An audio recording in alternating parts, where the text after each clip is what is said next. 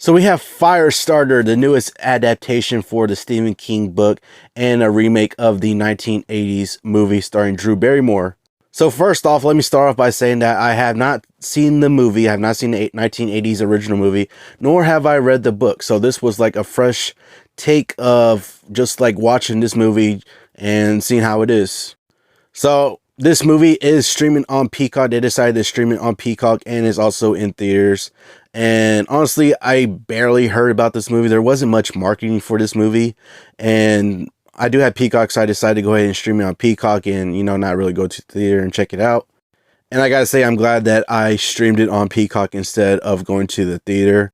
This movie was so, it was mediocre. It was kind of bland. I even caught myself being a little bit bored with it, just even being on my phone too. I don't know, it's not memorable. There's not really a memorable stuff going on in the movie.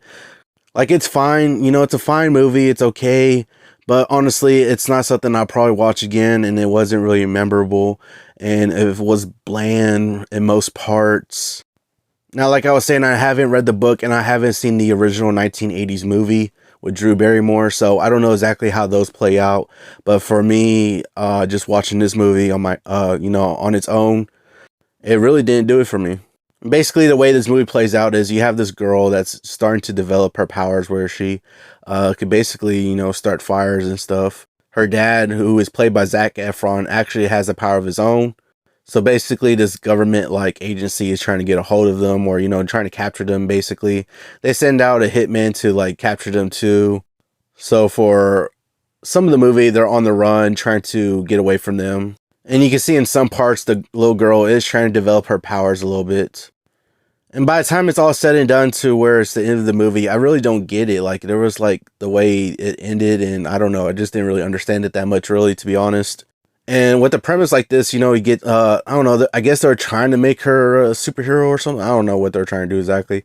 But the premise like this, it's been done a lot in different movies. So it felt very familiar, but at the same time, it was very bland.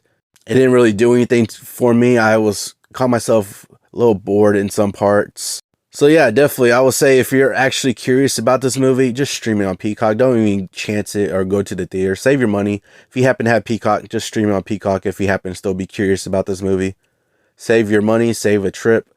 Just watch it on Peacock.